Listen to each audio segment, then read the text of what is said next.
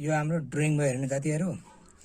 यहाँ हेर्नु होइन, यसमा यो ड्रइङमा होइन हामीले तीनवटा स्विच, एउटा सकेट, एउटा इन्डिकेटर, एउटा फ्यान र अर्को एउटा बल्ब हालेको छु होइन। अनि ड्रइङ बनाएको छ। अनि यतिको हामी आज कनेक्सन गरेर देखाउने छु म होइन। अनि एउटा फ्यान पनि छ, बल्ब पनि छ होइन। अनि हामीले हाम्रो बाहिरबाट आएको दुईवटा होइन मेन लाइन के, एउटा न्युट्रल, यसलाई फेज पनि भनिन्छ होइन। अर्को चाहिँ एउटा होइन न्युट्रल। अब हामीले होइन कसरी कनेक्सन गर्ने हो कि, जसले हामीले होइन अब कनेक्सन गर्नलाई यो लाइनलाई हामीले यसै गरी होइन यस्तो गरेर यहाँ दिने होइन, त्यसपछि यहाँ दिने, त्यसपछि यहाँ दिने, अनि यसपछि यहाँ दिने होइन। अब इन्डिकेटर पनि काम गर्नु पर्यो होइन। अब इन्डिकेटरको लागि फेज त हामी दिइसक्यो, यसको लागि न्युट्रल चाहियो। अनि न्युट्रल हामीले होइन, अब न्युट्रलको लागि होइन हामीले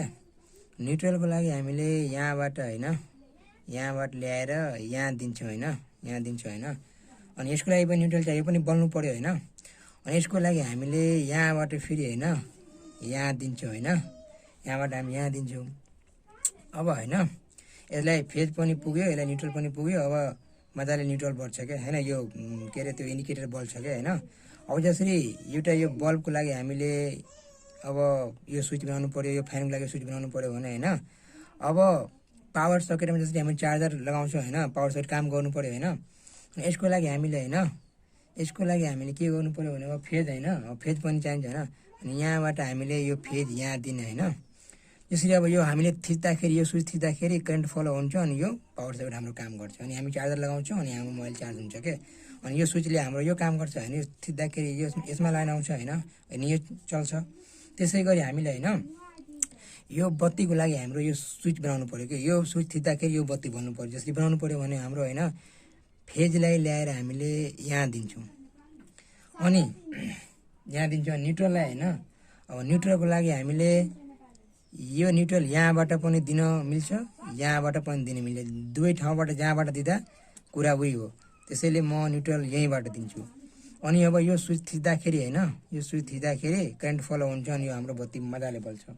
त्यसै गरी हाम्रो फ्यानको लागि पनि होइन, फ्यानको लागि पनि यो जसरी यो स्विच बनाउनु पर्यो फ्यान, यसको लागि होइन यो स्विच थिच्दाखेरि यो फ्यान चल्नु पर्यो। त्यस्तो बनाउनु पर्यो भने हाम्रो यो फेज हामी यहाँ दिन्छौँ होइन, यहाँ दिन्छौँ। अनि यसको लागि न्युट्रल पनि चाहिन्छ। अनि न्युट्रलको लागि हामीले होइन यो न्युट्रल यहाँबाट पनि दिन पाइन्छ, यहाँबाट पनि दिन पाइन्छ। अनि मैले यहाँबाट दिएँ होइन, यहाँबाट दिएँ। अनि अब यो थिच्दाखेरि, यो स्विच थिच्दाखेरि करेन्ट फलो हुन्छ, अनि यो फ्यान चल्छ। अनि यो हाम्रो तीनवटा स्विच, एउटा सकेट, एउटा इन्डिकेटर र अनि एउटा फ्यान र एउटा बल्बको वायरिङ डायग्राम कनेक्सन हाम्रो कम्प्लिट भयो होइन। यसैले हामी मतलब यसै गरी हामीले कनेक्सन गर्न सकिन्छ, मजाले कनेक्सन गर्न सकिन्छ, एकदम सजिलो छ।